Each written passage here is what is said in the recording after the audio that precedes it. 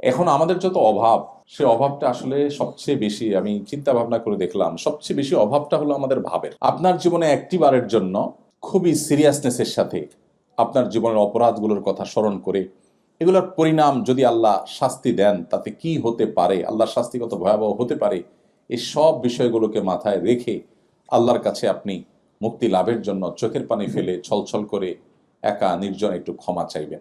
আমি আল্লাহর কসম করে বলতে পারি, আপনার জীবনে যত স্বাদ, যত তৃপ্তি, যত সুখ আপনি অনুভব করবেন, বোধহয় পৃথিবীর কোনো সুস্বাদু খাবার খেয়ে সবচেয়ে আনন্দের কোনো মুহূর্তেও আপনি এতটা সুখ অনুভব করবেন না। দুর্ভাগ্য সে মানুষগুলোর যাদের আমাদের জীবনে আল্লাহর কাছে একটি বারের জন্য 40, 50, 60 বছরে মুসলিম হওয়ার পরও চোখের পানি ফেলে 2-5 মিনিটের জন্য ক্ষমা চাওয়ার সুযোগ হয়নি। কোনো পেরেশানি হলে নবী সাল্লাল্লাহু আলাইহি সাল্লাম নামাজে দাঁড়িয়ে যেতেন। মনটা ভালো লাগছে না, কোনো কারণে পেরেশানি মনে হচ্ছে, তখন বেলাল রাদিয়াল্লাহু থেকে বলতেন, বেলাল, আজান দিয়ে নামাজের ব্যবস্থা করে আমাকে একটু প্রশান্ত করো, আমার একটা সুখের ব্যবস্থা করে দাও। আর আমাদের নামাজটা বোঝা হয়ে গেছে। অনেকেই আমরা আছি, বরং বেশিরভাগ মানুষই আছি, যে শয়তান আমাদেরকে বদমেজাজ করে তোলে। আমরা অনেকে টেরও পাই না যে আমি শয়তানের কাছে ব্যবহৃত হয়ে যাচ্ছি। সবাই ভালো আছেন? আলহামদুলিল্লাহ, সুম্মা আলহামদুলিল্লাহ। অমুসলিম প্রধান দেশগুলোতে অনেক ক্ষেত্রে সুন্নাহ খুব চমৎকারভাবে তারা ফলো করে। দুর্ভাগ্য আমাদের, আমরা মুসলিমরা ফলো করি না। আপনারা এখানে দেখেন যে এরা সন্ধ্যার মধ্যে খেয়ে ফেলে, রাতে তাড়াতাড়ি তারা শুয়ে যায়, ভোরে উঠে কাজ করা শুরু করে। শুধু এরা কেন, পৃথিবীর সমস্ত অমুসলিম কান্ট্রিগুলোতে অলমোস্ট সেম কালচার প্র্যাকটিস আমরা দেখি, সেটা পূর্বে হোক কিংবা পশ্চিমে, সব দিকে একই কালচার প্রায় দেখা যায়। অথচ আমরা দেখি যে মুসলিম কান্ট্রিগুলো, যতগুলো মুসলিম দেশ আছে, অলমোস্ট সব মুসলিম কান্ট্রিগুলোতে দুর্ভাগ্যজনক বাস্তবতা যে আমরা গভীর রাত পর্যন্ত জেগে থাকি। বাংলাদেশে একটা অধঃপতন হয়েছে, আপনারা প্রবাসে আছেন দীর্ঘদিন পর্যন্ত, অনেকে হয়তো জানেন না। সে অধঃপতনটা হলো, শহর তো আগে থেকেই অধঃপতিত ছিল এই ইস্যুতে। গ্রাম এবং গ্রামীণ যে অঞ্চলগুলো সেগুলো তুলনামূলক একটু ভালো ছিল। আনফর্চুনেটলি সেটাও শেষ হয়ে গেছে এবং ধ্বংস হয়ে গেছে। তা হলো রাতে দেরি করে ঘুমানো। এটা এখন আমাদের গ্রামীণ কালচার হয়ে গেছে। গ্রামেও মানুষ 11টা-12টায় ঘুমায় না, তারপরে ঘুমায়। আবার সকালে ভোরে সবাই ঘুমায়, একটা বদভ্যাস হয়ে গেছে। যেটা বলছিলাম যে আমাদের সুন্নার প্র্যাকটিস আপনারা এখানে দেখবেন অনেক ক্ষেত্রেই। তমন থেকে একটা হলো রাতে তাড়াতাড়ি ঘুমানো। আপনারা জানেন নবী করিম সাল্লাল্লাহু আলাইহি সাল্লাম সম্পর্কে মা আয়েশা বলেছেন, কানান নবী সাল্লাল্লাহু আলাইহি ওয়াসাল্লাম ইয়াকরাহুন নাওম ক্বাবলা আল ইশা ওয়াল হাদিস বা'দা। নবীজি এশার আগে ঘুমানো অপছন্দ করতেন, মাগরিবের পরে ঘুমানো অপছন্দ করতেন, আর এশার পরে কথাবার্তা বলা অপছন্দ করতেন। এশার পর তিনি তাড়াতাড়ি শুয়ে যেতেন। এখন গবেষকরা গবেষণা করে বলছে যে মানুষ যদি রাতের প্রথম প্রহরে ঘুমায়, তাহলে তার বডিতে যে পরিমাণ এনার্জি তৈরি হয়, যে পরিমাণ রিচার্জ হয় তার ব্যাটারি, রাতের মধ্যভাগের পরে ঘুমালে তার চাইতে অনেক গুণ কম রিচার্জ হয়। এবং একই ঘুম যখন শেষ প্রহরে রাতে ঘুমায় তখন আরও কম হয়। দিনে যখন হয় সেটা একেবারে আরও এর চাইতে বহুগুণ কমতে থাকে।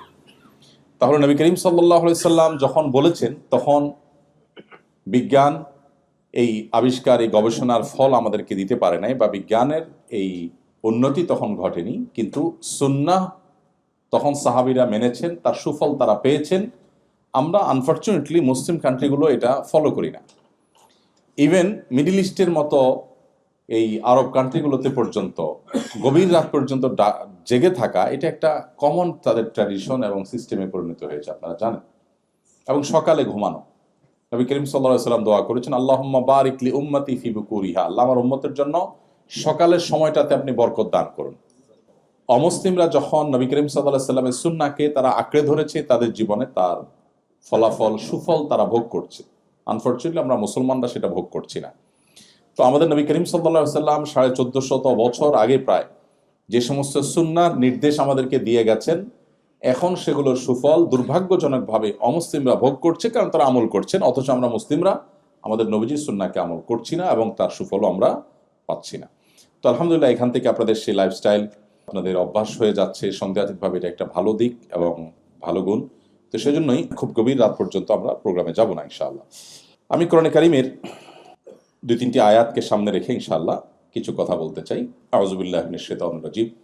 ওয়াসারিউ ইলা মাগফিরাতিম মির রাব্বিকুম ওয়া জান্নাতিন আরদুহাস সামাওয়াতু ওয়াল আরদ উইদ্দাত লিল মুত্তাকিন الذين ينفقون في السراء والضراء والكاظمين الغيظ والعافين عن الناس والله يحب المحسنين والذين إذا فعلوا فاحشة أو ظلموا أنفسهم ذكروا الله فاستغفروا لذنوبهم ومن يغفر الذنوب إلا الله ولم يصروا على ما فعلوا وهم يعلمون أولئك جزاؤهم مغفرة من ربهم وجنات تجري من تحتها الأنهار خالدين فيها ونعم أجر العاملين কোরআনে কারিমের সূরা আলে ইমরানের 33, 34 এবং 35, 36 এই কয়েকটি আয়াত আমি তেলাওয়াত করেছি।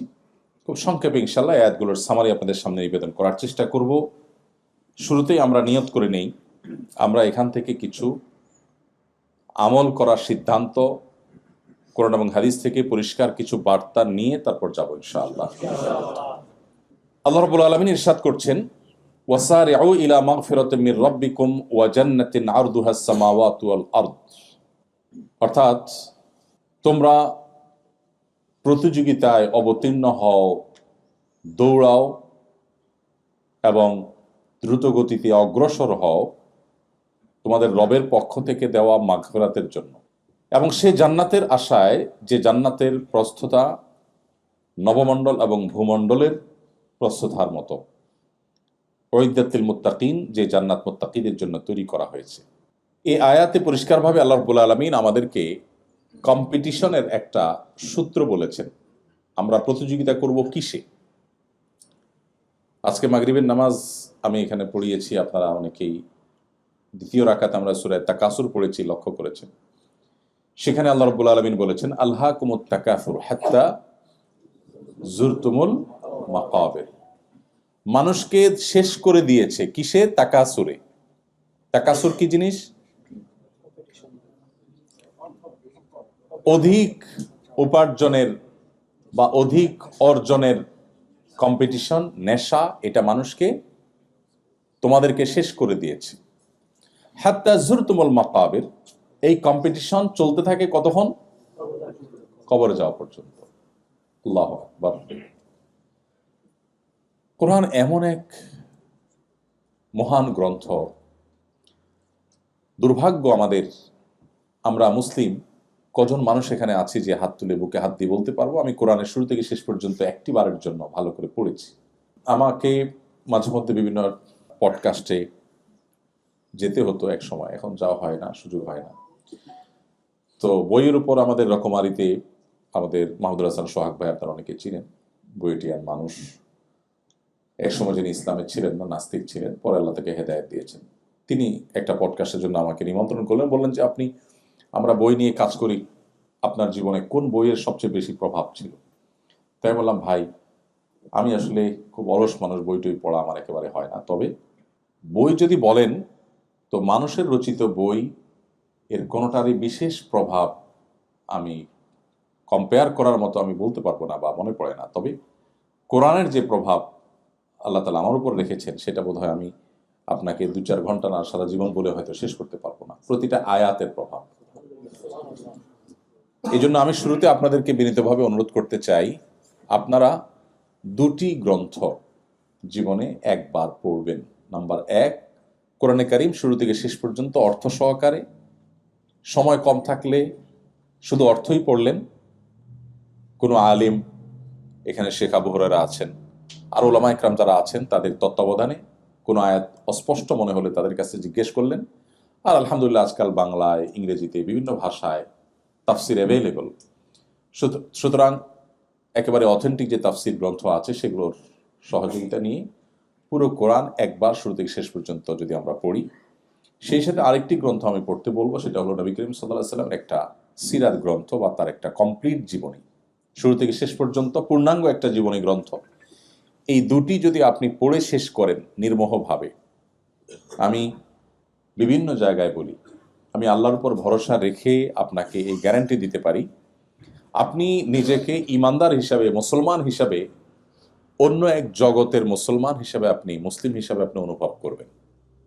আপনার ইমানের মিটার এত উপরে যাবে যে আপনি অনুভব করবেন ইসলামটা। আমরা অনেকেই ইসলাম পালন করি, বাট এটা আমাদের অনেকটা বোঝার মতো হয়ে গেছে। এখানে অনেক ভাই আছেন যারা মাদক সেবন করেন না এবং হারাম খাবার খান না, অনেক ইবাদতবন্দি করেন, কিন্তু এটা আমরা মুসলিম, আল্লাহ হারাম করেছেন, এরকম একটা মানসিকতা থেকে, যে আল্লাহ নিষেধ করেছেন তাই আল্লাহর কথা না শুনলে আবার মুশকিল, আল্লাহ দিবে মায়ের জাহান্নামে ফেলবে, টেনশন, এই জায়গা থেকে। বিশেষ করে আমাদের তরুণদের মধ্যে, নতুন যে জেনারেশন আমাদের এখন, এই জেনারেশনের অনেকেই, তাদেরকে আমরা অবশ্য প্যারেন্টসরাও প্যারেন্টিংয়ের কোরআন এবং সুন্নাহ সম্মত প্যারেন্টিং না জানা থাকার কারণে বা অ্যাপ্লাই না করার কারণে আমরাও তাদেরকে এমনভাবে বলি যে আল্লাহকে তাদের কাছে নাউজুবিল্লাহ ভিলেনের মতো বানাই। ছোট ছোট বাচ্চারা কিছু করতে গেলে এটা করা যাবে না, আল্লাহ হারাম করেছেন, আল্লাহ গুনাহ দিবেন, ওইটা করা যাবে না, আল্লাহ গুনাহ দিবেন, ওইটা করা যাবে না, তখন বাচ্চা মনে করে যে এর সব কাজে ডিস্টার্ব তো করতেছেন নাউজুবিল্লাহ আল্লাহ।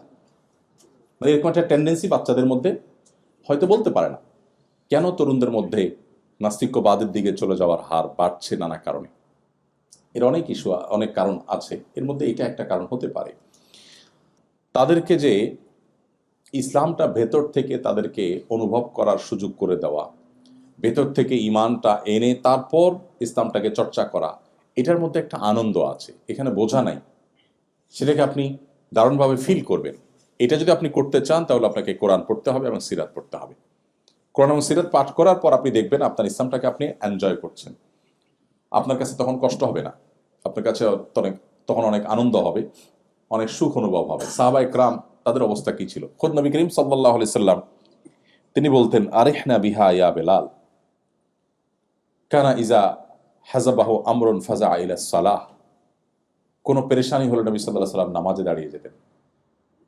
মনটা ভালো লাগছে না, কোনো কারণে পেরেশানি মনে হচ্ছে, তখন বেলাল রাদিয়াল্লাহু তাআলাকে বলতেন, বেলাল আজান দিয়ে নামাজের ব্যবস্থা করে আমাকে একটু প্রশান্ত করো, আমার একটা সুখের ব্যবস্থা করে দাও। আর আমাদের নামাজটা বোঝা হয়ে গেছে, আমাদের ইবাদতবন্দি বোঝা হয়ে গেছে, কারণ আমরা ইসলামটাকে সেভাবে শিখে জেনে বুঝে মুসলমান না। বিশেষ করে আমরা যারা বাংলাদেশে জন্মগ্রহণ করেছি বা মুসলিমের ঘরে জন্মগ্রহণ করেছি, আমরা সবাই মুসলিম বাই বর্ন বা মুসলিম বাই চান্স, বাপ মা মুসলমান তাই আমরা মুসলমান হয়ে গেছি। তো এই জন্য কোরআনে কারীমের আয়াতগুলো যখন আমরা অর্থ সহকারে বুঝে পড়ব, তো আমাদের বাস্তবতার সাথে যখন সেটাকে আমরা মেলাবো, দেখব যে এটা আসলে কোনো মানুষের গ্রন্থ না, কোনো মানুষ দ্বারা এগুলো সম্ভব না। সেজন্য আমি শুরুতে আপনাদের প্রতি উদাত্ত আহ্বান রাখলাম যে কোরআনে কারীম অর্থ সহকারে একটি কমপ্লিট সিরাত গ্রন্থ কমপক্ষে আমরা একটিবার শুরু থেকে শেষ পর্যন্ত পড়ে শেষ করব, এবং ভালো হয় ফ্যামিলিতে গ্রুপ স্টাডি করা গেলে। আমি জার্মানির বার্লিনে আমাদের কিছু ভাইদেরকে পেয়েছি, দারুল ইসলাম নামে একটা সংগঠনের অধীনে তারা কাজ করেন। 40-45 জন মেম্বার, তারা অলমোস্ট সবাই পিএইচডি হোল্ডার, সবাই বেশ ভালো ভালো অবস্থানে সেখানে আছেন। তো আমি তাদের জিজ্ঞেস করলাম আপনাদের দিনই মোটিভেশন, আমাকে সেখানে নেওয়ার জন্য তারা অনেক দিন চেষ্টা, শেষ পর্যন্ত সাকসেস। বললাম যে সিক্রেটটা কি? তোরা বললেন সিক্রেট হলো কোরআন। আমরা আজ বহু বছর আগে থেকে কয়েক বন্ধু মিলে আমরা গ্রুপ স্টাডি করতাম কোরআন, সেখান থেকে হতে হতে আজকে আমাদের কাজ আজকে বিশাল মহিরু আকার ধারণ করেছে। তো আপনার ইমানের জন্য প্রতিকূল পরিবেশে যদি আপনার ইমানের আইডেন্টিটিকে আপনি ধরে রাখতে চান, তো কোরআন আপনার সবচেয়ে বড় সহায়ক হবে ইনশাআল্লাহ। তো সবাই কোরআন বুঝে পড়বো তো ইনশাআল্লাহ। আমি সবাইকে বিনীতভাবে অনুরোধটি করলাম। আসুন এবার আমরা যে আয়াত এর তর্জমা করেছি সে আয়াতের প্রসঙ্গে আমরা একটু যাই। আল্লাহ বলছেন, তোমরা দ্রুততার সাথে দৌড়াও, কিসের জন্য? আল্লাহর মাগফিরাত পাওয়ার জন্য এবং জান্নাত লাভের জন্য। দুটি জিনিস, আল্লাহর মাগফিরাত এবং জান্নাত লাভ, এই দুইটা জিনিসের জন্য দৌড়াও। আমরাও দৌড়াই, কিন্তু সেটা হলো টাকা পয়সার জন্য, সামাজিক অবস্থানের জন্য, আমি আমার ভাষায় বলি সহজ বাংলায় ভাবসাবের জন্য। কিসের জন্য? ভাবসাবের জন্য। এখন আমাদের যত অভাব, সে অভাবটা আসলে সবচেয়ে বেশি, আমি চিন্তা ভাবনা করে দেখলাম, সবচেয়ে বেশি অভাবটা হলো আমাদের ভাবের। অভাবটা কিসের? ভাবের অভাব। আমি ভাব নিতে না পারলে আমার কষ্ট লাগে, যে আমার প্রতিবেশী সে 2টা বাড়ি কিনে ফেলেছে, আমি এখন একটাও কিনতে পারলাম না। অভাবটা বাড়ির না, অভাবটা কিসের? ভাবের। মানে আমি তার সাথে তাহলে তো ভাবে কুলালাম না। সব ক্ষেত্রে অলমোস্ট এই অবস্থা। আমাদের মা বোনরা নিশ্চয়ই শুনছেন আমাকে।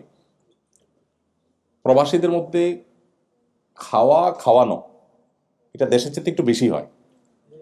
কাজকাম তো কম, আত্মীয় স্বজন নাই, মা নাই, বাপ নাই, ভাই নাই, বোন নাই, কারে খাওয়াবে? আমরা তো দেশে সারা দিন আত্মীয় স্বজন এর খেদমত আলহামদুলিল্লাহ করার সুযোগ, আপনাদের সেই সুযোগ তো নাই। তো কি করবেন? দুধের স্বাদ গোলদি মিটা, প্রতিবেশী অমুকরে তমুকরে। এটা দরকার আছে, বরং এটা আমাদের ইমানে আইডেন্টিটি বাঁচাবার জন্য এই সার্কেল মেনটেন করা এবং এই বিনোদনটা দরকার আছে, আমি এটাকে অ্যাপ্রিসিয়েট করি। কিন্তু যেটা অ্যাপ্রিসিয়েট করি না সেটা হলো এই আয়োজনের নাম দিয়ে যে ভাবসাবের কম্পিটিশন হয়, সেটাকে। কোনো ভাবির বাসা খেয়ে আসছেন 15 আইটেম, তা আপনার অন্তত ওইটা ক্রস করতেই হবে, 16 করতে হবে, তাই না? অসুস্থ কম্পিটিশন, ইমানদার সুলভ কম্পিটিশন না। এটা আমাদের আদর্শের সাথে, আমাদের ইমানের সাথে যায় না, কিন্তু আমরা এটা করি। এটার বাহ্যিক লেয়ার বা বাহিরের রূপটা হয় খুব বিনয়ের সাথে, ভেতরের রূপটা পুরোটাই অহংকারে ভরা। উপরের প্রলেপটা কিসের? বিনয়ের প্রলেপ। কিরকম বিনয়ের প্রলেপ? মনে করেন 15 পদ করলেন, করার পর মেহমানরে খাইতে দিলেন, মেহমানরে খাইতে বসায়া এরপরে আপনার ভাবসাবের আসল রূপ জাহির করা শুরু হয়। বলেন যে ভাই আসলে আমার বাজার থেকে হাঁস আনার কথা ছিল, হঠাৎ ডিউটির চাপ পড়ে গেছে, পারলাম না, হাঁসটা মিস হয়ে গেছে। আপনার ভাবি আরো 2টা ভর্তা করার কথা ছিল, অমুক অমুক ভর্তা, হঠাৎ করে একটু ঝামেলা হলো, পারলো না। এটার বাহ্যিক রূপ হলো বিনয়, যে হে মেহমান সাহেব, আপনার আরো খেদমত করা দরকার ছিল, বাট আমরা পারলাম না, এটা আমাদের ত্রুটি। কিন্তু এর ভেতরের রূপটা হলো অহংকার। সেটা হলো, এটার আসল তর্জমা হলো, এই কথার আসল অনুবাদ হলো যে মেহমান, তুমি যে 15 পদ খাচ্ছ, তুমি মাইন্ড ইট, আমাদের ক্ষমতা ইচ্ছে অনেক বেশি। আমি 16 পদ তোমাকে খাওয়াইতে পারতাম, জাস্ট ঝামেলা আসছে দেখে, নাহলে দেখতা তুমি। তোমার ভাবি আরো 2 পদ দিত, জাস্ট ঝামেলা আসছে জন্য পারে নাই। আমরা ইচ্ছে অনেক বেশি পারি, তুমি কি মনে করছো? এটারে তুমি বেশি মনে করো না, আমাদের ক্ষমতা এর চাইতে আরো বেশি। এটা হলো এটার অনুবাদ। তাহলে দিন শেষে কম্পিটিশনটা কিসের? ভাবের। ইমানদার ভাবের কম্পিটিশন করবে না। আল্লাহ তাআলা এই আয়াতে ইমানদারের কম্পিটিশনের আইটেম বলে দিয়েছেন। কম্পিটিশন হবে আল্লাহর মাগফিরাত আদায়ের জন্য, কম্পিটিশন হবে জান্নাত লাভের জন্য। ভাইরা আমার, বস্তুবাদের মধ্যে হাবুডুবু খাচ্ছি, ভোগবাদ আমাদেরকে গ্রাস করে ফেলেছে চতুর্দিক থেকে আষ্টে পৃষ্ঠে, যার কারণে আমাদের আসল লক্ষ্য, জীবনের টার্গেট, সেটা দূরে সরে যাচ্ছে, আমরা সেখান থেকে সরে যাচ্ছি। শয়তান আমাদেরকে জীবনের অগুরুত্বপূর্ণ বিষয়গুলোকে আমাদের কাছে সবচেয়ে গুরুত্বপূর্ণ করে তুলেছে। এই জন্য প্রয়োজন হলো পুরো পরিবারের সিদ্ধান্ত গ্রহণ করা। কম্পিটিশন আমরা সবাই করব, কিসের জন্য? আমাদের লক্ষ্য, গোল কি হবে, সেটা আমাদের ফ্যামিলির প্রত্যেকে বসে ডিসাইড করতে হবে। আল্লাহ তাআলা আমাদেরকে সেই নির্দেশ দিচ্ছেন যে তোমরা যদি আল্লাহর মাগফিরাত এবং জান্নাত লাভের জন্য যদি দৌড়াতে থাকো, হাঁটলে হবে না, কি করতে হবে? দৌড়াতে হবে। তার মানে সাধারণ পথ চলা হলে হবে না, দুনিয়া টুকটাক না, আখেরাত টুকটাক, আর দুনিয়া হলো ঠিকঠাক। নামাজটা কোনো মতে, জবটা একেবারে খুব গুরুত্বের সাথে। তো এটা তো দৌড়ানো না, এটা হলো হাঁটা। তো আল্লাহ তাআলা আমাদেরকে নির্দেশ করছেন যে আমরা আল্লাহর মাগফিরাতের জন্য দৌড়াই এবং জান্নাত লাভের জন্য দৌড়াই। মাগফিরাত লাভের জন্য দৌড়ানো বলতে কি বোঝায়? মাগফিরাত লাভের জন্য দৌড়ানো মানে আল্লাহর কাছে মাপ চাওয়া। পৃথিবীতে মানুষ মানুষের কাছে মাপ চাইলে ভালো ফিল হয় না খারাপ ফিল হয়? আমি কি বোঝাতে পেরেছি প্রশ্নটা? আপনি যদি কারোর কাছে মাপ চাইতে হয়, কোনো কারণে আপনি এমন কিছু বলে ফেলেছেন যে একটা বাজে সিচুয়েশনে পড়েছেন, এখন আপনাকে ক্ষমা চাইতে হলো সবার সামনে বা পেছনে, ভাই আমি সরি, আমার ভুল হয়ে গেছে, আমাকে মাফ করে দেন, এই যে ক্ষমা চাওয়া, এই ক্ষমা চাওয়ার ফিলিংসটা মানুষের ভালো হয় না খারাপ হয়? অস্বস্তিকর, লজ্জাস্কর, অপমানকর, শেষ হয়ে যায়। মানে আমাকে ক্ষমা চাইতে হলো, এর চাইতে তার অনেক টাকা লস হয়ে গেল তার কষ্ট হতো না যত কষ্ট হয় মানুষের কাছে ক্ষমা চাইলে, তাই না? সুবহানাল্লাহ, আল্লাহ রাব্বুল আলামিন আমাদেরকে সে ক্ষমা চাওয়ার টেন্ডেন্সি তৈরি করার জন্য বলছে, কিন্তু পার্থক্য হলো সে ক্ষমাটা মানুষের কাছে চাওয়া নয়। কার কাছে চাওয়া? আল্লাহর কাছে চাওয়া। আপনারা নিশ্চয়ই বিভিন্ন সময় আল্লাহর কাছে ক্ষমা চেয়েছেন, ইস্তেগফার করার সুযোগ হয়েছে আমাদের অ্যাজ এ মুসলিম, সবারই কম বেশি হয়েছে। কিন্তু আমি আপনাকে আহ্বান করব, আপনার জীবনে একটি বারের জন্য খুবই সিরিয়াসনেসের সাথে আপনার জীবনের অপরাধগুলোর কথা স্মরণ করে এগুলোর পরিণাম যদি আল্লাহ শাস্তি দেন তাতে কি হতে পারে, আল্লাহর শাস্তি কত ভয়াবহ হতে পারে, এই সব বিষয়গুলোকে মাথায় রেখে আল্লাহর কাছে আপনি মুক্তি লাভের জন্য চোখের পানি ফেলে ছলছল করে একা নির্জন একটু ক্ষমা চাইবেন। ভাইরা আমার, একই কাজ যেটা মানুষের কাছে করার পর আপনি অপমান বোধ করেন, অস্বস্তি বোধ করেন, সেটা যখন আপনি আল্লাহর কাছে নিবেদন করবেন, আমি আল্লাহর কসম করে বলতে পারি আপনার জীবনে যত স্বাদ, যত তৃপ্তি, যত সুখ আপনি অনুভব করবেন, বোধহয় পৃথিবীর কোনো সুস্বাদু খাবার খেয়ে সবচেয়ে আনন্দের কোনো মুহূর্তেও আপনি এতটা সুখ অনুভব করবেন না। আল্লাহর কাছে ক্ষমা চাওয়াটা এত আনন্দের, এত তৃপ্তির। দুর্ভাগ্য সে মানুষগুলোর যাদের আমাদের জীবনে আল্লাহর কাছে একটি বারের জন্য 40, 50, 60 বছরে মুসলিম হওয়ার পরও চোখের পানি ফেলে 2-5 মিনিটের জন্য ক্ষমা চাওয়ার সুযোগ হয়নি। আল্লাহ রাব্বুল আলামিন আমাদের সবাইকে আল্লাহ তাআলার ইস্তেগফারকারী বান্দাদের কাতারে শামিল হওয়ার তৌফিক দান করুন। আল্লাহ তাআলা কোরআনে কারিমে বিভিন্ন জায়গায় আল্লাহ সেসব বান্দাদের প্রশংসা করেছেন, আল মুস্তাগফিরিনা বিল আসহার, যারা ভোর রাতে উঠে আল্লাহর কাছে ক্ষমা প্রার্থনা করে, চোখের পানি ফেলে, এই মানুষগুলোর প্রশংসা আল্লাহ জায়গায় জায়গায় করেছে। ইস্তেগফারকারী বান্দা আল্লাহর কাছে অনেক প্রিয়, অনেক পছন্দের। আল্লাহ মূর্খতা সুলভ দৃষ্টিভঙ্গির কারণে আমাদের অনেককে বলতে শোনা যায়, অনেক সময় আমরা বলি যে আমার জীবনে কোনো পাপ করি নাই, আমার জীবনে কোনো অপরাধ করি নাই। যে এই কথা বলে ইটসেলফ এটাই সবচেয়ে বড় অপরাধ। প্রতি মুহূর্তে আমাদের অজান্তে অসংখ্য গুনাহ করছি, অসংখ্য গুনাহ। তো যাই হোক, আল্লাহর কাছে মাগফিরাত লাভ, আল্লাহর কাছ থেকে এটা করার জন্য আল্লাহ আমাদেরকে দ্রুত গতিতে অগ্রসর হতে বলেছেন। এই জন্য আমরা সেই কাজটি করব। আল্লাহ আমাদের সেই তৌফিক দান করুন। প্রিয় ভাইরা আমার, মাগফিরাত এমন একটা জিনিস, ইস্তেগফার এমন একটা জিনিস, এটা মানুষের দুনিয়া এবং আখিরাতের সকল সমস্যার সমাধানের মূল সূত্র। অনেক ভাই ব্রাদার, অনেক বোনেরা আমাদের কাছে জানতে চান যে ভাই খুব বিপদে পড়ে গেলে কি করব, কোন দোয়া পড়ব।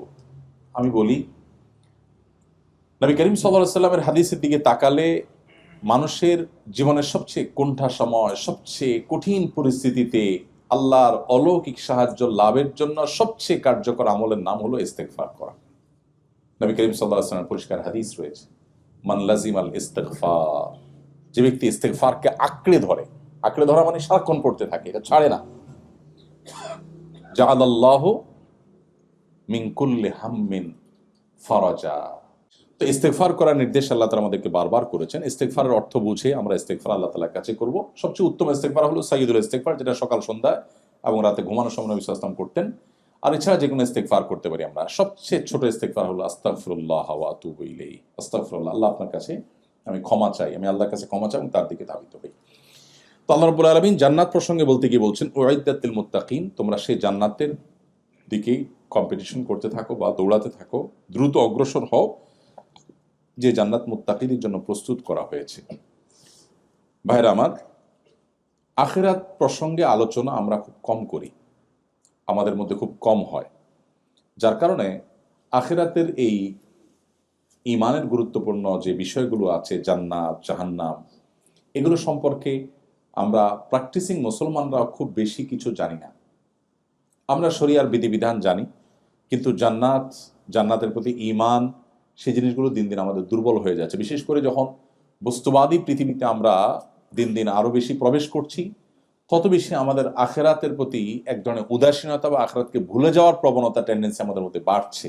তো এই জন্য এই জান্নাত প্রসঙ্গে, জাহান্নাম প্রসঙ্গে, আখিরাত প্রসঙ্গে, হাসর প্রসঙ্গে যে সমস্ত আয়াত এবং হাদিস আছে, বিশেষ গুরুত্বের সাথে আমার ইমানের নার্সিংয়ের জন্য আমাকে সেগুলো বিশেষভাবে তেলাওয়াত করতে হবে, পড়তে হবে, তাতে নতুন করে আমার ইমানের স্বাদ আমি পাবো। তো আল্লাহ রাব্বুল আলামিন মুত্তাকিদের বৈশিষ্ট্য বলতে গিয়ে বলছেন জান্নাত মুত্তাকিদের জন্য প্রস্তুত করা হয়েছে। এখানে একটা গুরুত্বপূর্ণ বার্তা আছে যে মুত্তাকিদের জন্য জান্নাত। জান্নাত কাদের জন্য? মুত্তাকিদের জন্য। মুত্তাকিদের জন্যই আল্লাহ তাআলা জান্নাত প্রস্তুত করেছেন। কোরআন সম্পর্কে আল্লাহ বলেছেন হুদাল লিল মুত্তাকিন, একেবারে শুরুর দিকে সূরা বাকারা, আলিফ লাম মিম যালিকাল কিতাব লা রাইবা ফি হুদাল লিল মুত্তাকিন। এই কোরআন গাইড করবে কাকে? মুত্তাকিকে। যে তাকে অবলম্বন করতে চায় তাকেই গাইড করবে, সবাই এখান থেকে গাইডলাইন পাবে না। আবার জান্নাত প্রসঙ্গে আল্লাহ বলতে গিয়ে বলছেন উইদ্দাতুল মুত্তাকিন, জান্নাত সেটা তৈরি করা হয়েছে যাদের জন্য। তারা কারা? মুত্তাকিরা। ইন্টারেস্টিং বিষয়, পুরো কোরআন জুড়ে আপনি দেখবেন যে আল্লাহর সমস্ত নেয়ামতগুলো সবগুলো আল্লাহ রিজার্ভ রেখেছেন যাদের জন্য, তারা হলেন মুত্তাকিরা। এবং এই মুত্তাকি হতে পারা এটা হলো ইমানদারের জীবনের সবচেয়ে বড় এবং প্রধান লক্ষ্য, যে সে মুত্তাকি হয়ে উঠবে। মুত্তাকিদের প্রায় 30 থেকে 40টি বৈশিষ্ট্য পুরো কোরআনে আলোকপাত করা হয়েছে বিভিন্ন আয়াতে, কোথাও 3টি, কোথাও 4টি, কোথাও 5টি, সবগুলো একত্র করলে প্রায় 40টির মতো বৈশিষ্ট্য হয়। এটা নিয়ে আমাদের একটা লেকচার ইউটিউবে আছে, যেখানে মুত্তাকিদের সমস্ত বৈশিষ্ট্য কোরআনে যেগুলো আলোচিত সেগুলো আমরা সেখানে একত্র করার চেষ্টা করেছি। আজকে আমরা সেগুলো করব না। এই আয়াতের পরে আল্লাহ তাআলা মুত্তাকিদের কিছু বৈশিষ্ট্য উল্লেখ করেছেন, আমরা সেগুলো যাচ্ছি। পরবর্তী দুটি আয়াত আল্লাহ সেটি বলেছেন। আল্লাহ বলেছেন আল্লাযীনা ইউনফিকুনা ফিস সাররাই ওয়াদ দাররা। মুত্তাকিদের একটা বৈশিষ্ট্য হলো যে তারা সুখে দুঃখে, যখন তাদের সুদিন থাকে তখন, যখন তাদের দুর্দিন থাকে তখন, এই উভয় সময়ে তারা আল্লাহর রাস্তায় দান করে। এটা মুত্তাকিদের একটা বৈশিষ্ট্য। আমরা অনেকেই আছি সুদিনে দান করি, আবার অনেকে আছি দুর্দিনে দান করি। কিছু লোক আছে দিন খারাপ হলে তখন টুকটাক কিছু দান সাদেকা করে, ভালো হলে তখন সে আল্লাহকে আর স্মরণ রাখতে চায় না। যখন যারা ক্ষমতায় থাকে তারা কেউ আমাদের কাছে, হুজুরদের কাছে আসে না। যখন ক্ষমতা থেকে নেমে যায় সব সিরিয়াল ধরে, হুজুর এটা দোয়া করেন। হ্যাঁ, সব সময় এই অবস্থা। অনেক তরুণ আমার কাছে সিভি দেয়, ভাই একটা চাকরি দিয়ে। তো ভাই আমি তো কোনো ইন্ডাস্ট্রির মালিক না, কেমন চাকরি দিব? বলছে ভাই কত ব্যবসায়ী আছে আপনাদের সাথে পরিচয় আছে, একটু দেখেন। তো আমি বলি যুবক আসেন বসেন, আমাদের সাথে অনেক ব্যবসায়ীর পরিচয় আছে ঠিক আছে, কিন্তু ব্যবসায়ীরা আমাদের কাছে সুদিনে আসে না। যখন ধরা খেয়ে দেউলিয়া হওয়ার দশা হয় তখন আসে, হুজুর একটু পানি পড়া দেন, দোয়া দেন। যখন সুদিন আসে তখন হুজুর দেখার সময় তার হাতে আর থাকে না, তখন সে দূরে দূরে থাকে। তো মুত্তাকির বৈশিষ্ট্য হলো সে সুদিনে দুর্দিনে সর্বাবস্থা আল্লাহর রাহে দান করবে। তার কষ্ট আছে, কষ্ট থাকলে সেই অনুপাতে কম করে দান করবে, কিন্তু তখনও সে করবে। 2 নম্বর বৈশিষ্ট্য হলো ওয়াল কাযিমিন আল গাইজ, যারা রাগ সংবরণ করতে পারে। কঠিন একটা বিষয়। অনেক ভালো ভালো মানুষ, ইয়া তাহাজ্জুদ গুজার, কপালে সিল পড়ে গেছে, লম্বা দাড়ি আছে, হয়তো আলেম মানুষও, দায়ী মানুষও, কিন্তু ওনার আসল রূপ বা চেহারা এইটা ওনার রাগের সময় ফুটে ওঠে, এবং সেটা না দেখলে বোঝা যায় না উনি আসলে মানুষটা কেমন। আল্লাহ রাব্বুল আলামিন মুত্তাকিদের বৈশিষ্ট্য বলতে গিয়ে বলেছেন জান্নাত যে মুত্তাকিদের জন্য, সে মুত্তাকিদের বৈশিষ্ট্যের মধ্য থেকে দ্বিতীয় গুণ হলো তারা নিজেদের ক্রোধকে সংবরণ করতে পারে। ক্রোধ সংবরণ করার কথা আল্লাহ বলেছেন, ক্রোধ না থাকার কথা আল্লাহ বলেননি। তাহলে বোঝা গেল ক্রোধ থাকাটা খারাপ না, ক্রোধ নিয়ন্ত্রণ করতে না পারাটা খারাপ। যদি কেউ রাগ তার ভিতরে একেবারেই নাই, সে ধোঁয়ার সাপ, এটা প্রশংসার কোনো বিষয় না। আল্লাহ কিন্তু বলেন নাই ওয়াল আদিমিন আল গাইজ, আল্লাহ বলেন না যাদের গোসা রাগ বলতে কিচ্ছু নাই এরা মুত্তাকি, আল্লাহ বলেন নাই। তাহলে বোঝা গেল গোসা রাগ থাকতে হবে, কারণ এটা নাহিয়ানিল মুনকারের ক্ষেত্রে গোসা রাগের দরকার হবে কি হবে না? এই জন্য দেখেন আল্লাহ শব্দ নিয়ে যদি আপনি বিশেষ কোরআনে শুধুমাত্র আলফাজ, সব শুধু কোরআনকে কেন্দ্র করে 80 থেকে 85টা শাস্ত্র পৃথিবীতে গড়ে উঠেছে, মুসলিম মনীষা গড়ে তুলেছে। দুর্ভাগ্য আমাদের, শুধু কোরআনের টেক্সটটা পর্যন্ত পড়ে দেখা হয়নি 50 বছরের মুসলমান, কখন সে 85টা শাস্ত্র নিয়ে পড়বে? শুধু কোরআনের শব্দের রহস্য নিয়ে যে সমস্ত গবেষণা শত শত বছর, হাজার বছর ধরে হয়েছে, এক একটা শব্দের গবেষণা আপনার ইমানের মিটারকে কোথায় নিয়ে যাবে। আপনি চিন্তা করবেন যে কোনো মানুষ দ্বারা এটা সম্ভব হয় না। লাতাইফুল কোরআন, রমুজুল কোরআন, গমুজুল কোরআন, কোরআনের যে সিক্রেটস গুলো, কোরআনের যে লেয়ারে লেয়ারে আল্লাহ তাআলার যে সমস্ত কুদরত গুলো আছে, সেগুলো যদি আমরা অ্যানালাইসিস করি বা পড়ি, তো আমাদের ঈমান অনেক বেশি বৃদ্ধি পাবে। দেখুন এখানে আল্লাহ তাআলা বলেছেন ওয়াল কাযিমিন আল গাইজ, আল্লাহ বলেন নাই ওয়াল আদিমিন আল গাইজ। আদিমিন আল গাইজ মানে হলো যাদের রাগ নাই। মুত্তাকিদের বৈশিষ্ট্য আল্লাহ সেটা বলেন নাই। তাহলে বোঝা গেল রাগ থাকতে হবে, কিন্তু রাগরে কি করতে হবে? কন্ট্রোল করতে হবে। এইটা বড় জটিল কাজ। বেশিরভাগ মানুষ রাগ উঠে গেলে ডায়রিয়ার রোগীর মতো হয়ে যায়।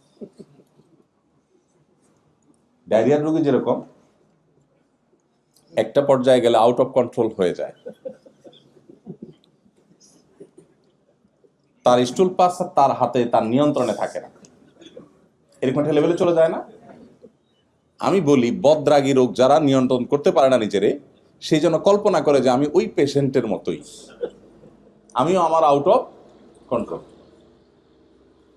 এই রোগের রোগী আমরা বেশিরভাগ মানুষ, অনেকেই আমরা আছি, বরং বেশিরভাগ মানুষই আছি যে শয়তান আমাদেরকে বদমেজাজ করে তোলে। আমরা অনেকে টেরও পাই না যে আমি শয়তানের কাছে ব্যবহৃত হয়ে যাচ্ছি। কিভাবে রাগ কন্ট্রোল করবেন? দীর্ঘ আলোচনার ব্যাপার, আমি সংক্ষেপে ছোট ছোট করে কয়েকটা পয়েন্ট বলি। নাম্বার 1, মানুষকে ক্রোধান্ধ করে দেয়, প্রচন্ড ভাবে মানুষকে রাগান্বিত করে দেয় ইবলিস। কিসে করে? ইবলিস, শয়তান। তো এই জন্য শয়তানের কাছ থেকে আল্লাহর কাছ থেকে পানা চাওয়া। যখন রাগ উঠবে, মনে হবে যে আমি এখন বোধহয় নিয়ন্ত্রণ হারিয়ে ফেলছি, আমি বোধহয় এমন কিছু বলে ফেলবো যেটাও মানে আমাকে অস্বস্তিতে ফেলবে বা আমাকে মুখ ছোট করে দিবে, তখন আল্লাহর কাছে শয়তান থেকে পানা চাওয়া, আউযু বিল্লাহি মিনাশ শাইতানির রাজিম পাঠ করা। এক ব্যক্তি নবী করিম সাল্লাল্লাহু আলাইহি সাল্লামের সামনে খুব রাগান্বিত হয়ে কাঁপছিল, থরথর করে, এরকম একটা পরিস্থিতি যখন তৈরি হয়েছে, নবীজি সাল্লাল্লাহু আলাইহি সাল্লাম তখন আরেকজনকে শুনিয়ে শুনিয়ে বলছেন, ওই ব্যক্তিকে না, আরেকজনকে বলছেন, এই যে লোকটা অনেক রাগান্বিত হয়ে পড়েছে, আমি একটি বাক্য জানি যে বাক্যটি সে পাঠ করলে আল্লাহ তাআলা তার রাগকে কন্ট্রোল করে দিবেন, সেটা হলো আউযু বিল্লাহি মিনাশ শাইতানির রাজিম পাঠ করা। এটা কিন্তু ওই ব্যক্তিকে শুনায় তিনি বললেন। তার দাওয়ার হিকমা দেখেন। নবী যদি ডাইরেক্ট তাকে বলতেন, এই ভাই মাথা গরম করছে কেন, আউযু বিল্লাহ পড়ো, হয়তো লোকটা ডিনাই করে বসতো রাগের আতিশয্যে, নবীজির মুখের উপর ডিনাই করার কারণে বেঈমান হয়ে যেতে পারত। এই জন্য নবী সাল্লাল্লাহু আলাইহি ওয়াসাল্লাম তার ট্রিটমেন্ট দেওয়ার জন্য, সে যেন শুনতে পায়, এভাবে আরেকজনের সাথে জিনিসটা আলাপ করেছেন। পারপাস সার্ভ হয়ে যাবে, কিন্তু তার কোনো বাজে রিঅ্যাক্টের আশঙ্কা থাকবে না। আমরা যে নবীর উম্মত, তার দাওয়াতে কত হিকমা ছিল, কত কৌশল ছিল, কত প্রাজ্ঞতা ছিল, কত বিচক্ষণতা ছিল। এমনি এমনি মাত্র 10 বছর সময় পেয়েছেন মদিনাতে, একটি বছর আরামে ঘুমাতে পারেননি, নিশ্চিন্তে ঘুমাতে পারেননি। কখনো বদর, কখনো উহুদ, কখনো তাবুক, কখনো খন্দক, একের পর এক যুদ্ধ চাপিয়ে দেওয়া হয়েছে। এরকম কোণঠাসময় পরিস্থিতিতে একটা মানুষের বেঁচে থাকা যেখানে দায়, সেখানে তার মিশনকে পৃথিবীর সবচেয়ে শক্তিশালী মিশনে পরিণত করে দুনিয়া থেকে গেছে। পৃথিবীতে তার চাইতে সাকসেস আরেকজন মানুষ আপনি দেখাতে পারবেন না। 10 বছরে তো আমরা আমাদের সংসারের অবস্থাই পরিবর্তন করতে পারি। আপনারা অনেকে আছেন 20 বছর হয়ে গেছে, এখনো গোছায় উঠতে পারেন। 10 বছরে বিশ্ব মানবতার মোড় ঘুরিয়ে দিয়ে তারপর চলে গেছে, সাকসেস হয়েছে। এই মানুষটি আল্লাহ রাব্বুল আলামিন তাকে যে বিচক্ষণতা দিয়েছেন, তাকে যে হিকমা দিয়েছেন, সেটা কোরআনের প্রতি শব্দে শব্দে তার হিকমার আলোচনা রয়েছে। এই জন্য নবীজির সম্পর্কে তার সহধর্মিনী আমাদের মা আয়েশা রাদিয়াল্লাহু তাআলা আনহা বলেছেন, কানা খুলুকুল কোরআন, নবীজির চরিত্র ছিল কোরআন।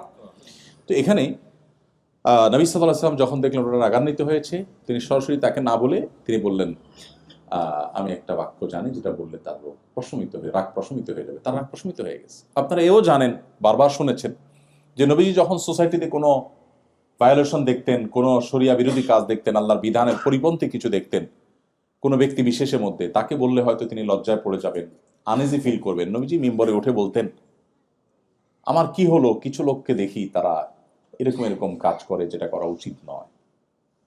তাতে যাকে তিনি সংশোধন করতে চাইতেন তিনি সংশোধিত হয়ে যেতেন, আবার তিনি কারোর সামনে লজ্জার মুখেও পড়তেন না। তো এইভাবে আমাদের প্রিয় নবী সাল্লাল্লাহু আলাইহি ওয়াসাল্লাম তার দ্বীনকে প্রতিষ্ঠিত করবার জন্য, তার দ্বীনকে জিন্দা করবার জন্য, আমাদের আত্মশুদ্ধির জন্য তিনি বহুমুখী চেষ্টা করেছেন। তাহলে মুত্তাকিদের দ্বিতীয় বৈশিষ্ট্য হলো রাগ সংবরণ করা। রাগ কিভাবে সংবরণ করব, তার একটা পদ্ধতি বললাম, খুব বেশি মাথা গরম হয়ে গেলে কি পড়তে হবে? আউযু বিল্লাহি মিনাশ শাইতানির রাজিম।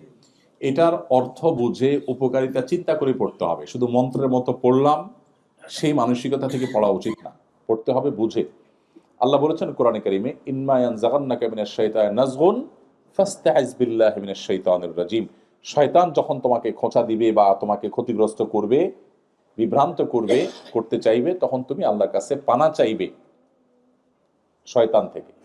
তাহলে শয়তান থেকে যখনই আশ্রয় চাইবো, আল্লাহ আমাদের রাগ সংবরণ করবে। এখন মুশকিল হলো, লজিকের দুনিয়া, লজিক পাগল এই পৃথিবীতে, এখন সবকিছুতে সায়েন্সের উন্নতি অগ্রগতি, আমাদের সবকিছুতে লজিক লাগে।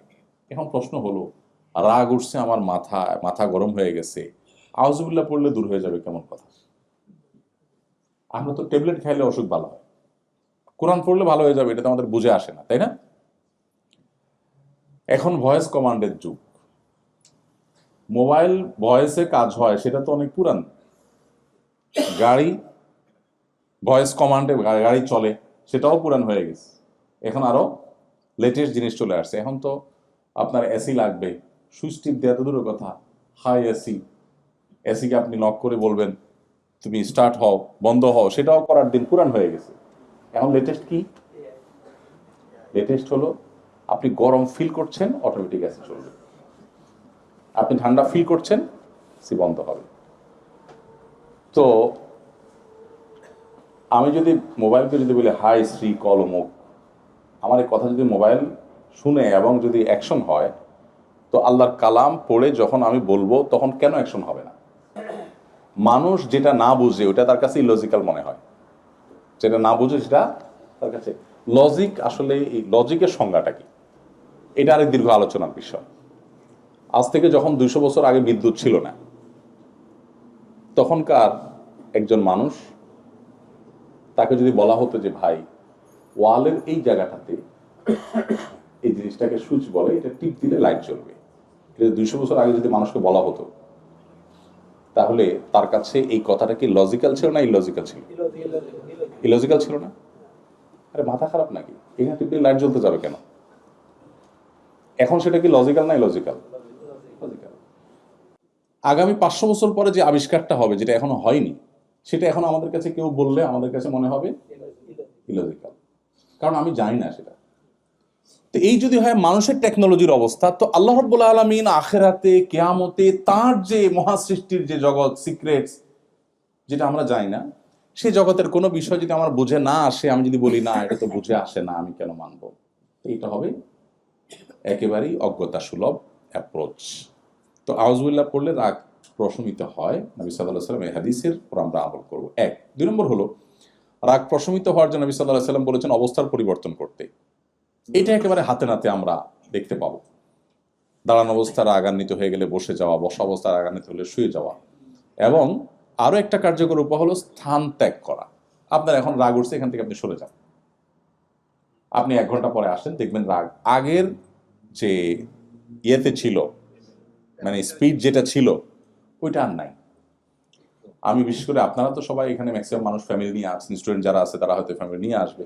আমি মিডল ইস্টে যারা থাকে প্রবাসী বা মালয়েশিয়াতে, এই সমস্ত প্রবাসীদের মধ্যে কথা বললে বলি ভাই, আমি বহু প্রবাসীকে দেখছি মোবাইলে, সেই তখনকার কথা 2009-10 সালে কথা বলতেছি, যে মোবাইলে আপনার রিচার্জ করে বউয়ের সাথে ঝগড়া শুরু করে।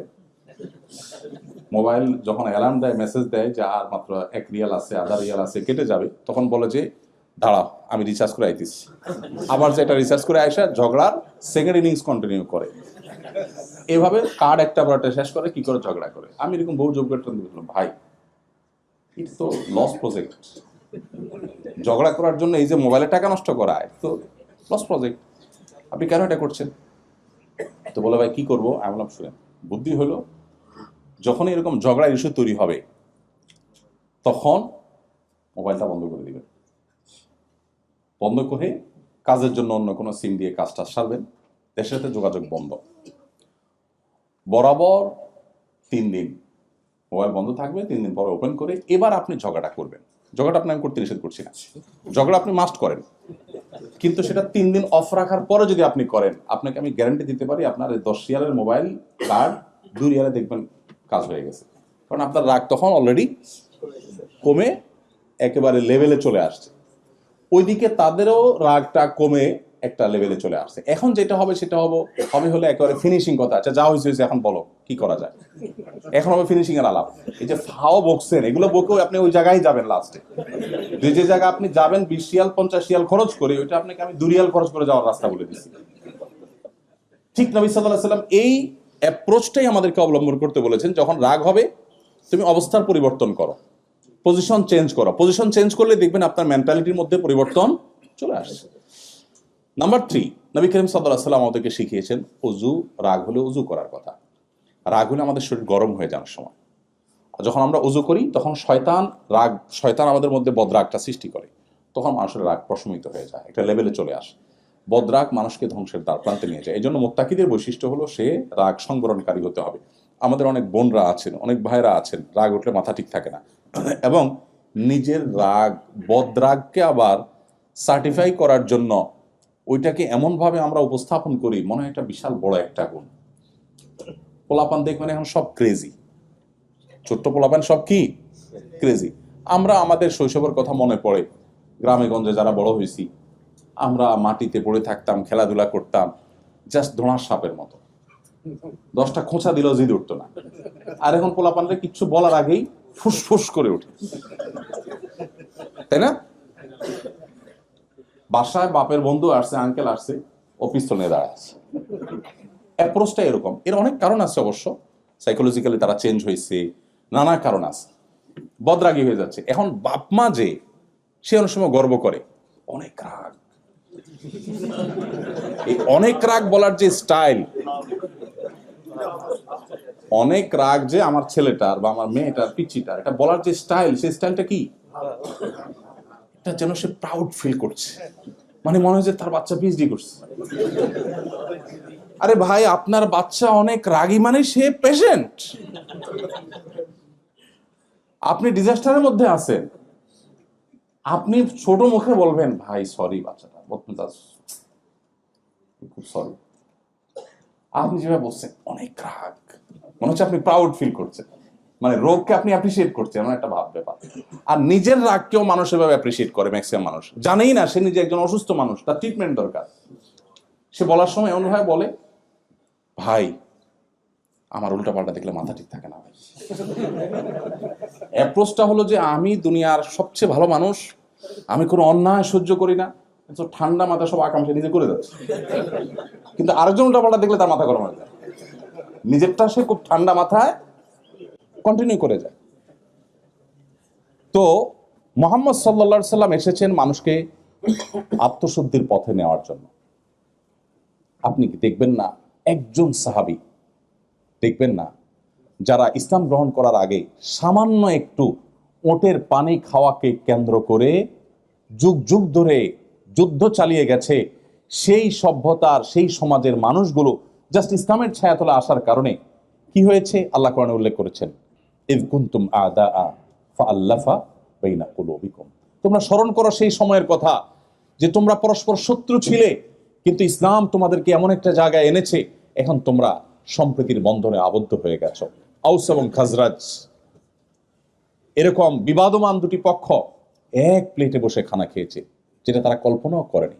নবী সাল্লাল্লাহু আলাইহি সাল্লামের সান্নিধ্য, তিনি মানুষকে মানুষ হিসেবে গড়ে তুলেছেন, এবং সেজন্যই কোরআন দেখেন প্রতিটা শব্দে শব্দে আমাদেরকে সেই পথে পথে নির্দেশ করেছে। এই জন্য নবী সাল্লাল্লাহু আলাইহি সাল্লাম রাগ সংবরণ করার জন্য আমাদেরকে অজুর পরামর্শ দিয়েছে। অজু করলে রাগ কি হবে? প্রশমিত হবে। আমরা অনেকেই আছি এটাকে রোগ মনে না করে এটাকে আমাদের পজিটিভ দিক মনে করি, এবং আমাদের এই রোগটাকে আমরা পেলে পুষে, ওই যে সাপ কলা দুধ দিয়ে কলা দিয়ে সাপ পোষে যেরকম, আমরা আমাদের এই রোগটাকে অনেকে পুষে বেড়াচ্ছি। আল্লাহ আমাদের রাগগুলোকে সংবরণ করার তৌফিক দান করুন।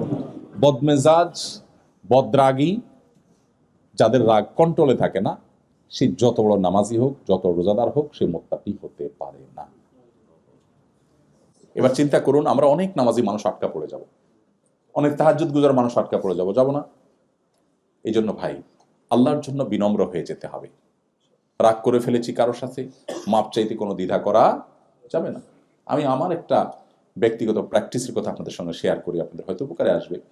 কখনো পারিবারিকভাবে হয়তো বাবার সামনে মায়ের সামনে একটু জোরে কথা বলা হয়ে গেছে, হয়তো আমার ছেলে মেয়েরা ছিল, হয়তো স্ত্রী ছিলেন, হয়তো পারিবারিক একান্ত গুরুত্বপূর্ণ কোনো ডিসিশন মেক করতে গিয়ে হয়েছে।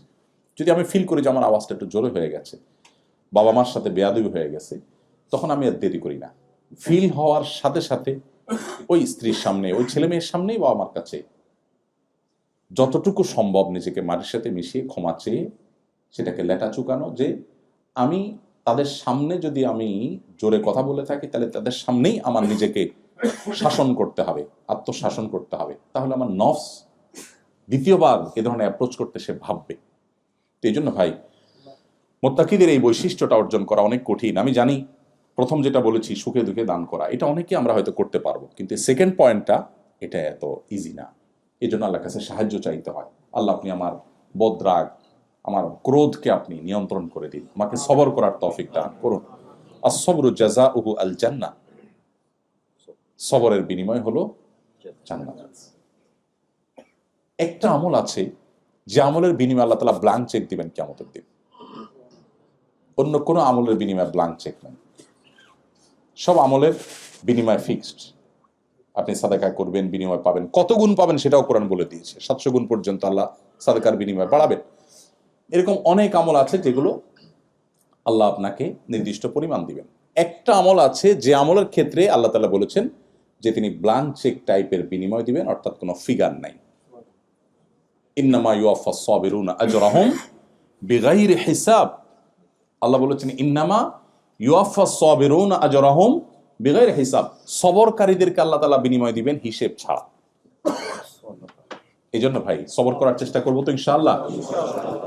আমাদের বদমেজাজ, বদরাগ এগুলো কন্ট্রোল করার আপ্রাণ চেষ্টা আমরা করবো ইনশাআল্লাহ। এর বাইরেও রাগ নিয়ন্ত্রণের জন্য নবী সাল্লাল্লাহু আলাইহি ওয়াসাল্লামের আরো অনেকগুলো বাতানো আমল আছে, আমরা সেদিকে যাচ্ছি না। তাহলে দ্বিতীয় পয়েন্ট হলো, মুত্তাকিদের দ্বিতীয় বৈশিষ্ট্য হলো যে তারা রাগ সংবরণকারী হবে। নাম্বার 3, ওয়াল আফিনা আনিন নাস, মুত্তাকিদের তৃতীয় বৈশিষ্ট্য হলো তারা মানুষকে ক্ষমা করবে। মানুষকে কি করতে জানে? ক্ষমা করতে জানে। এটাও আমরা অনেকে করতে পারি না।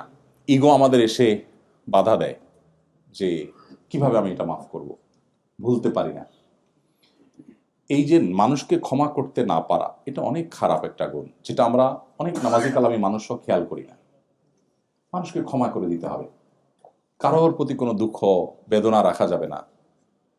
এই গুণটা যে যত বেশি অর্জন করবে সে আল্লাহর কাছে তত বেশি মুত্তাকি হতে পারবে ইনশাআল্লাহ। আল্লাহ আমাদেরকে তৌফিক দান করুন। আমরা অনেক সময় চিন্তা করি যে এত বড় অপরাধ করেছে, তাকে আমি মাফ করব কিভাবে? কোন এক সালাফ ওযু করছিলেন, তার দাস, কাজের লোক পানি ঢেলে দিচ্ছিলেন। তো সে যুগের পানির পাত্র পিতলের বা ভারী কোনো পদার্থের, লোহা, এই সমস্ত পদার্থেরই হতো, অনেক ভারী, অনেক উপর থেকে রাখা ছিল, হাতে পড়ছে, অনেক ব্যথা পেয়েছে, পড়ে গেছে। তখন তিনি রাগান্বিত হলেন। তার রাগ দেখে তিনি বলছিলেন, তুমি একই ভুল বারবার করো, কতবার তোমাকে ক্ষমা করো? তখন দাস বলছিলেন, এই যে আয়াত, ওয়াল আফিনা আনিন নাস, যারা মানুষকে ক্ষমা করতে জানে তারা মুত্তাকি হয়, তাদেরকে আল্লাহ জান্নাত দিবেন। এটা বলার সাথে সাথে উনি বললেন, যাও আমি তোমাকে মাফ করে দিলাম। আমরা হলে কি বলতাম বলেন তো? কাজের লোক ভুল করছে, ভুল করার পরে যখন আপনার মেজাজ গরম হয়েছে, এখন বকা দিবেন, আপনি মাত্র রেডি হচ্ছেন, এটা সে টের পাওয়ার পরে যদি আপনাকে আয়াত শোনায়, আপনি কি বলবেন? বলবেন যে তুমি আমাকে ওয়াজ করতে আসছো না, আয়াত বলার জায়গা পাও না। হ্যাঁ, দেখেন আমাদের পূর্বশরীর, আমরা যাদের সন্তান, তারা আল্লাহর নির্দেশ আসার পর আর কিচ্ছু চিন্তা করতেন না, আমার ক্ষমা দরকার আল্লাহর কাছ থেকে, এতটা ব্যাকুল এবং মরিয়া ছিলেন তারা। এরপর আল্লাহ শেষ শব্দে বলেছেন, আল্লাহ ইউহিব্বুল মুহসিন, আল্লাহ ইহসানকারীদেরকে ভালোবাসেন। ওই সালাফ যার ঘটনা বলছি, তিনি যখন ওযু করার পর, এটা একেবারে তাবেঈ যুগের ঘটনা, একদম সোনার যুগের ঘটনা, তিনি যখন ওযু করার পর যখন ব্যথা পেলেন এবং কাজের লোক কৃতদাস যখন বলল যে আল্লাহ ক্ষমাশীলদের পছন্দ করেন, তিনি বললেন, ঠিক আছে, তোমার প্রতি আমার কোনো দুঃখ, আমি ক্ষমা করে দিলাম। পরে সে আবার পরের বাক্য উচ্চারণ করেছে, সেটা কি? আল্লাহ তাআলা মুহসিনদেরকে ভালোবাসে, যে অন্যের প্রতি অনুগ্রহ করে তাকে আল্লাহ ভালোবাসেন। এখন সে করছে অন্যায় করে ক্ষমা তো পাইছে, এবার আয়াতের পরের অংশ আবার শুনে দিছে যে আল্লাহ কিন্তু অনুগ্রহকারীকে ভালোবাসেন। তার মানে এখন তুমি আমার অনুগ্রহ করো। তো উনি বললেন, যাও, তোমাকে আমি মুক্ত করে দিলাম। এগুলো রূপকথার গল্প নয়, এগুলো হাদিস, কোরআনের তাফসির বর্ণিত ঘটনা। আমরা তাদের সন্তান, তাদের উত্তরসূরি আমরা, যাদের কাছে কোরআনের আয়াতের নির্দেশ আসার পর তারা ডান বাম ভাবতেন না। সে যুগে একটা কৃতদাস আজাদ করা, মুক্ত করা, আর এ যুগে একটা মার্সিডিজ গাড়ি কাউকে হাদিয়া করা অলমোস্ট এক জিনিস। এত দামি অ্যাসেট ছিল সে যুগে, এটা দান করে দিলেন, চাইলে বিক্রি করতে পারতেন। কেন? যে আমি চাই আল্লাহ আমাকে মুত্তাকিদের কাতারে শামিল করুন। কত বৈশিষ্ট্যের কথা আমরা শুনি কোরআনে, আমরা যখন আয়াত পড়ি কত মুত্তাকিদের বৈশিষ্ট্য আছে আমরা খেয়ালও করি না। একটা বৈশিষ্ট্য অ্যাচিভ করার জন্য এই মুহূর্তের মধ্যে এত বড় বড় স্যাক্রিফাইস তারা করেছেন। এমনি এমনি গোটা পৃথিবী তাদের পায়ের নিচে আসে নাই, এমনি এমনি গোটা পৃথিবী তারা শাসন করেন, এমনি এমনি তারা গোটা পৃথিবীর নেতৃত্বের আসনে আসেন নাই। তাদেরকে কোরআনের যোগ্যতায় তারা যোগ্য করে তুলেছেন। আজ কোরআন একদিকে, আমরা আরেক দিকে। কিছু লেবাস আছে, 2-4 রাকাত নামাজ কালাম পড়ি, নিজেকে অনেক ভালো মুসলমান মনে করি। তাকওয়া এক জগতে, আমরা আরেক জগতে। আল্লাহ আমাদের সবাইকে মুত্তাকিদের ইমাম হওয়ার তৌফিক দান। আল্লাহ কত সুন্দর দোয়া শিখিয়েছেন সূরা ফুরকানের 74 নম্বর আয়াত, রব্বানা হাবলানা মিন আজওয়াজিনা ওয়া যুররিয়াতিনা কুররাতা আয়ুন ওয়াজআলনা। আল্লাহু আকবার। আয়াতে আল্লাহ আমাদেরকে শেখাচ্ছেন আমরা যেন দোয়া করি। আমরা মুত্তাকি হতে চাই তা না, আমরা মুত্তাকিদের ইমাম হতে চাই। এই জন্য মুত্তাকিদের ইমাম হওয়ার আগে তো মুত্তাকি হইতে হবে অ্যাটলিস্ট। অতএব আজ থেকে আমরা রাগ সংবরণ করার নিয়ত করবো তো ইনশাআল্লাহ। এমন কোন মানুষ পৃথিবীতে থাকবে না যাকে আমি ক্ষমা করতে জানবো না। নবী করিম সাল্লাল্লাহু আলাইহি সাল্লাম যদি হিন্দাকে ক্ষমা করতে পারেন, তিনি যদি আবু সুফিয়ানকে ক্ষমা করতে পারেন, আপনি কার উপরে অভিমান করে বলবেন আমি তাকে ক্ষমা করব না? সবাইকে ক্ষমা করবো তো ইনশাআল্লাহ। সোসাইটিতে চলতে গেলে অনেকের প্রতি অভিমান হয়, অনেকের প্রতি কষ্ট হয়, কিন্তু এগুলো ক্ষমা করতে জানা এটা ইমানদারের সিফাত। শয়তান আমাদেরকে এই গুণটা অর্জন করতে দেন, আমাদেরকে শক্ত করতে চায়, আমরা নরম হব ইনশাআল্লাহ। এরপরে আল্লাহ তাআলা মুত্তাকিদের বৈশিষ্ট্য বলতে গিয়ে পরের আয়াতে বলেছেন, ওয়াল্লাযীনা ইযা ফাআলু ফাহিশাতান আও যালামু আনফুসাহুম যাকারুল্লাহ। মুত্তাকিদের আরেকটা বৈশিষ্ট্য হলো, কোন একটা অন্যায় কাজ হয়ে গেলে, কোন একটা অশ্লীল কাজ হয়ে গেলে, কোন একটা গুনাহের কাজ হয়ে গেলে, আও যালামু আনফুসাকুম, নিজের প্রতি নিজে কোনো অবিচার করে ফেললে, যাকারুল্লাহ, আল্লাহকে তারা স্মরণ করে, আল্লাহকে স্মরণ করে, ফাস্তাগফারু লিযুনুবিহিম, এরপর আল্লাহর কাছে তার এই পাপের জন্য সে ইস্তেগফার করে, ক্ষমা প্রার্থনা করে। ওয়া মান ইয়াগফিরুয যুনুবা ইল্লাল্লাহ, আর আল্লাহ ছাড়া কে ক্ষমা করার অধিকার রাখে।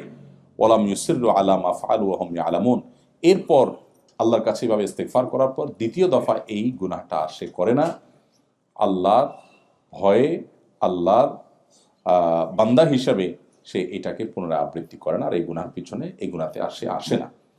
এই বৈশিষ্ট্যগুলো যদি উল্লেখ করে, এই বৈশিষ্ট্য যদি কেউ অর্জন করে, আল্লাহ বলেছেন উলাইকা জাযাউহুম মাগফিরাতুম মির রাব্বিহিম ওয়া জান্নাতুন তাজরি মিন তাহতিহাল আনহার, এই মানুষগুলোর বিনিময় হলো আল্লাহর পক্ষ থেকে মাগফিরাত এবং জান্নাত লাভ। এই দুটা জিনিস, ওয়া নি'মা আজরুল আমিলিন, আর আমলকারীদের বিনিময় কতই না ভালো। শেষ। এই 4টি আয়াত আমি আপনাদের সামনে বলেছি শেষ। আমি শুধু সামারিগুলো বলছি আবার, যে আল্লাহ বলেছেন তোমরা দৌড়াও, দ্রুত গতিতে তোমরা আগাও মাগফিরাত এবং জান্নাতের দিকে। গোটা পৃথিবী আগায় একদিকে, আপনি অগ্রসর হবেন অন্যদিকে। কারণ পৃথিবীর বস্তুবাদী মানুষগুলো তারা জীবনের একটা লেভেল পর্যন্ত দেখে। আল্লাহ আপনাকে ইমানদার করেছে, আপনার দৃষ্টি আরো অনেক গভীরে, আপনি জান্নাত পর্যন্ত দেখেন, তারা এতদূর দেখে না। সো তারা দেখে মৃত্যু পর্যন্ত। এইটুকু কিভাবে ভালো থাকবে সেজন্য হাজারটা আয়োজন তাদের। আপনার এত আয়োজন এখানে নাই, তাতে আপনার দুঃখ নেই, কারণ আপনার তো দৃষ্টি আরো অনেক দূরে।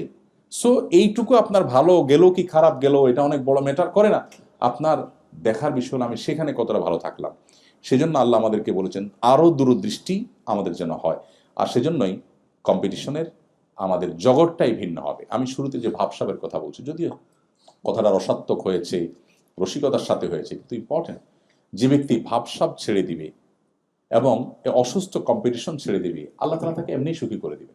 কোনো সম্পদ ছাড়া সে সুখী হবে। নবী সাল্লাল্লাহু আলাইহি ওয়াসাল্লাম এমনি বলেন নাই, লাইসাল গিনা বিকাসরাতিল আরদ ওয়ালাকিন্নাল গিনা গিনান নাফস, অনেক সম্পদ আহরণ করলে সে ধনী হয় না। তাহলে ধনী কে হয়? নবীজি বলেছেন যে ব্যক্তি মনের দিক থেকে ধনী। মনের ধনী কি আবার? মনের ধনী হলো যে মনে করবে যে আমার অনেক আছে, আলহামদুলিল্লাহ আমি হ্যাপি, যা আছে এটা আমি অংশ, আমি কারোর সাথে কম্পিটিশনে যাচ্ছি না, অন্তত পার্থিব ইস্যুতে। পার্থিব ইস্যুতে কম্পিটিশন যে পৃথিবীতে কখনো মানুষ সুখী হয় না। আপনি যার সাথে কম্পিটিশন করবেন তার সমান হয়ে গেলেন, এরপরে দেখবেন তার চেয়ে ডাবল আরেকজন, এবার কি করবেন? আমি গতকালকে গল্পচ্ছলে বলছিলাম, আমাদের এক ভাই টাঙ্গাইল বাড়ি, সৌদি আরবে ড্রাইভিং প্রফেশনে কাজ করেন, একজন সাধারণ মানুষ, কিন্তু একটা অসাধারণ কথা বলেছেন। উনি বলেছেন যে আমার বাবা আমাকে বলল যে বাবা, আমাদের পাশের জমিটা বিক্রি হবে, জানি তোমার বেতন কম, ড্রাইভিং প্রফেশনে কাজ করো, মিডল ইস্টে অল্প টাকা পাও, কিন্তু বাবা পাশের জমিটা না নিলে তো হয় না, এটা নিতে হবে।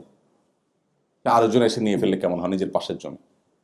তো উনি বললেন যে ভাই, আমাকে বললেন যে ভাই, আমি আব্বাকে বললাম যে আব্বা, কষ্ট করে ধার দেনা করে পাশের জমি এটা নিলাম, তুমি টেনশন করিও না, কিন্তু পাশ তো শেষ হবে না বাবা, জমির তো আরো 3টা পাশ আছে।